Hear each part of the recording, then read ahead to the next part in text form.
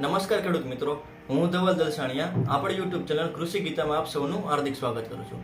તો ખેડૂત મિત્રો, આજે આપણા વિડીયોમાં વાત કરવાનો છે કે જે ખેડૂત મિત્રો કપાસનું વાવેતર કરે છે તો એમાંથી ઘણા બધા એવા ખેડૂત મિત્રો હશે કે એનું કપાસ છે દર વર્ષે લાલ થઈ જતો હોય. આપણે જો ખાતર પૂરતું નાખતા હોય, પછી માવજત પૂરેપૂરી કરતા હોય, છતાં પણ દર વર્ષે જે આ કપાસ છે તો એ લાલ થઈ જતો હોય, એના પાન છે એ લાલ થઈ જતા હોય અને એના કારણે ઘણી બધી ઉત્પાદનમાં માઠી એવી અસર પણ નોંધાતી હોય. તો આજે આપણે એના રિલેટેડ જ વાત કરવાના છે કે કપાસના ટૂંકમાં કપાસ છે એ લાલ કેમ થાય છે કે એના પાંદડા લાલ કેમ થઈ જાય છે, તો તેનું કારણ શું છે, કયા પોષક તત્વોની તેને જરૂરિયાત છે, એ પોષક તત્વોની જરૂરિયાત પૂર્તિ કરવા માટે આપણે કયું ખાતર નાખવું જોઈએ અને ક્યારે અને કેટલા પ્રમાણમાં નાખવું જોઈએ, તો તેની સંપૂર્ણ માહિતી આપણા વિડીયોમાં આપવાના છે. તો વિડીયોના અંત સુધી તમે જોડાઈ રહેજો જેથી તમને સંપૂર્ણ માહિતી મળી રહે. અને હા, હજી સુધી જે ખેડૂત મિત્રોએ આપણી કૃષિ ગીતા ચેનલને સબસ્ક્રાઇબ નથી કરી, એ કૃષિ ગીતાની બાજુમાં સબસ્ક્રાઇબ બટન છે, તેના ઉપર ક્લિક કરી દો જેથી આપણે અવનવા ખેતીલક્ષી જે વિડીયો મૂકતા હોય તો એ આપના સુધી પહોંચતા રહે. તો ખેડૂત મિત્રો, હવે આપણે વાત કરીએ કે આપણા કપાસના જે પાન છે એ લાલ થઈ જતા હોય દર વર્ષે, તો આપણે સમજવું કે એ કપાસમાં આપણે કાંઈક ને કંઈક પોષક તત્વોની ખામી છે કે કાંઈક ને કંઈક કપાસને ઘટે છે. કારણ કે આપણે જો કપાસ લાલ થતો હોય તો તેની જેમ ઘણીવાર કપાસ છે પીળો પણ પડતો હોય. તો એ માટે ખેડૂતોને ખબર છે કે જ્યારે કપાસ પીળો પડે તો ત્યારે નાઇટ્રોજનની ઉણપ હોય. તો આપણે નાઇટ્રોજનની પૂર્તિ માટે આપણે જ્યારે કપાસ જ્યારે પીળો હોય ત્યારે જો આપણે યુરિયા આપી દઈએ તો 2 થી 3 દિવસમાં એ કપાસ છે આપણે લીલો થઈ જાય. તો એ જ રીતે જો કપાસ લાલ થઈ જતો હોય એની પોષક તત્વોની ઉણપને કારણે જો દર વર્ષે થતું હોય તો એનું કારણ શું છે, તો કે મેગ્નેશિયમની ઉણપને કારણે કપાસ લાલ પડે. કે મેગ્નેશિયમ પોષક તત્વ છે તો તેની ખામી હોય, તેના કારણે આપણે જે કપાસ છે એ લાલ પડતો હોય.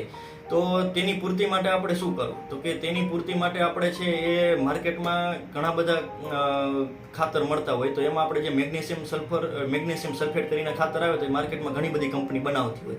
તો તેમાં કોઈ પણ તમે સારી કંપનીનું તમે એમાં લઈ શકો. કે મેગ્નેશિયમ સલ્ફેટ ખાતર છે તો એ આપણે નાખીએ તો જે આ મેગ્નેશિયમની ઉણપને કારણે જે કપાસ લાલ પડે છે તો તેમાં આપણે રાહત મળે. તો હવે બીજી વાત કરીએ કે જે મેગ્નેશિયમ સલ્ફેટ છે એ આપણે ક્યારે અને કેટલું નાખવું, તો તેની વાત કરીએ. તો કે જો જે ખેડૂત મિત્રોને દર વર્ષે કપાસ પીળો લાલ પડતો હોય તો એમાં જો સ્ટાર્ટિંગમાં કે આપણે કપાસ વાવી દીધો અને શરૂઆતના જ દિવસોમાં જો લાલ પડવા માંડે તો તેવા ખેડૂત મિત્રોને જે મેગ્નેશિયમ સલ્ફેટ છે એ જ્યારે આપણે પાયાનું ખાતર આપણે જ્યારે નાખતા હોય તો પાયાના ખાતરમાં મિક્સ કરીને જ નાખવું જોઈએ. અને જે ખેડૂત મિત્રોને પાછળથી કપાસ લાલ થાય છે કે જ્યારે ટૂંકમાં મોટો થઈ જાય કપાસને મોડેથી જે કપાસ આપણે લાલ થઈ જતો હોય તો એવા ખેડૂત મિત્રોને 30 થી 35 દિવસનો કપાસ થાય ત્યારે આ મેગ્નેશિયમ સલ્ફેટ ખાતર છે એ જ્યારે આપણે કપાસના ચાસ બુરતા હોય અથવા પાળા ચડાવતા હોય તો ત્યારે આપણે એ મેગ્નેશિયમ સલ્ફેટ 30 થી 35 દિવસના સમયે કપાસમાં આપી દેવું જોઈએ. હવે તેના પ્રમાણની વાત કરીએ તો કે મેગ્નેશિયમ સલ્ફેટ છે એ આપણે 1 હેક્ટરે 20 થી 25 કિલો આપવાની ભલામણ છે. તો આપણે એ વીઘામાં વાત કરીએ તો કે 1 વીઘે કે 16 ગુઠાનો જે નાનો વીઘો હોય તો 16 ગુઠે આપણે 4 કિલો મેગ્નેશિયમ સલ્ફેટ આપણે આપીએ તો જે આ કપાસ લાલ પડે છે તો એમાં આપણે સારામાં સારું પરિણામ મળે. અને બીજું કે તો આપણે મેગ્નેશિયમ સલ્ફેટ આપશું તો કે તેની સાથે મેગ્નેશિયમ છે અને સાથે સલ્ફર પણ છે. તો કપાસમાં બીજો પણ ફાયદો થશે કે સલ્ફરની પૂર્તિ પણ થઈ જશે અને સલ્ફર હશે તો કપાસના જે મૂળ છે એનો પણ વિકાસ થશે. અને સલ્ફરથી આપણે ખબર જ છે કે જે કપાસી તેલબિયા વર્ગનો પાક છે કે જે કપાસિયામાં આપણે તેલની ટકાવારીમાં પણ વધારો થાય. સલ્ફરની જો આપણે પૂર્તિ કરીએ તો તેલની ટકાવારીમાં પણ વધારો થશે. એટલે તેલની ટકાવારીમાં જો કપાસિયામાં વધારો થાય તો ઇનડાયરેક્ટલી આપણે વાત કરીએ તો કે આપણે અલ્ટિમેટલી કપાસના ઉત્પાદનમાં પણ ઘણો બધો ફાયદો થાય.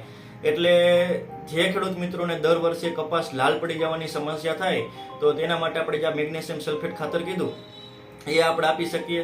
અને એના સિવાય જો આપણે કોઈને છંટકાવ કરવો હોય તો ચિલેટેડ મેગ્નેશિયમ પણ આવે, ચિલેટેડ ફોર્મમાં EDTA ફોર્મમાં મેગ્નેશિયમ આવે તો તેનો આપણે છંટકાવ કરીને પણ એની આપણે પૂર્તિ કરી શકીએ. તો ખેડૂત મિત્રો, તમને આ માહિતી કેવી લાગી? જો માહિતી પસંદ આવી હોય તો બીજા ખેડૂત મિત્રો ગ્રુપમાં શેર કરો, આપણા વિડીયોને લાઇક કરી દો. અને જે ખેડૂત મિત્રોએ હજી સુધી આપણી કૃષિ ગીતા ચેનલને સબસ્ક્રાઇબ નથી કરી એ કૃષિ ગીતાની બાજુમાં સબસ્ક્રાઇબ બટન છે તેના ઉપર ક્લિક કરી દો જેથી અવનવા ખેતીલક્ષી વિડીયો હોય તે આપના સુધી પહોંચતા રહે. આભાર. જય જવાન, જય કિસાન.